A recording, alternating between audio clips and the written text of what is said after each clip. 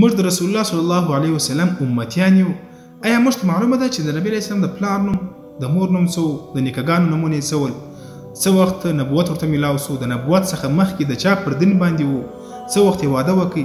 دا هغه ضروري خبرې دي، یو څو مختصره خبرې زه تاسو ته کوم په دې ویډیو کې چې کم از کم موږ دا د خپل خوږ نبي د محبوب صلی الله علیه وسلم په باره کې موږ دا خبرې موږ ته معلومې سي او بیا موږ دا خبرې ځان سره نوټ کړو.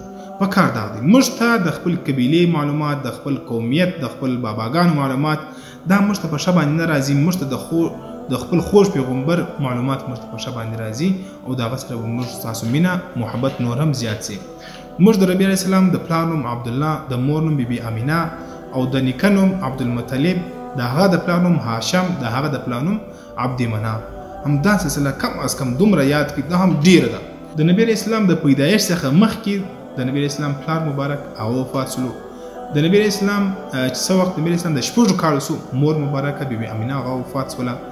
او رسول الله صلی الله علیه وسلم چې څه وخت د 40 کالو سلو، نبی علیه السلام ته نبوت میلاو سلو. نو د نبوت څخه مخکې نبی علیه السلام د چا پر دین باندې وو؟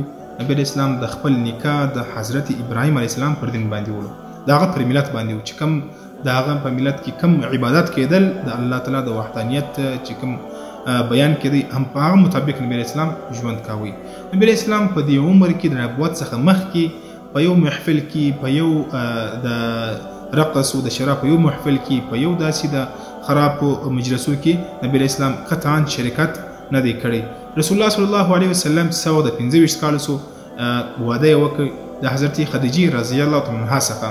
حضرت خدیجه هغه وخت د 40 کالو وه، د نبی اسلام عمر مبارک چې ولو هغه 25 کالو و او نبی کریم صلی الله علیه وسلم ټوټل عمر چې ولو هغه 43 کال لږ خشه زیات 43 کاله د نبی اسلام عمر مبارک ولو او قرآن چې ولو هغه په 23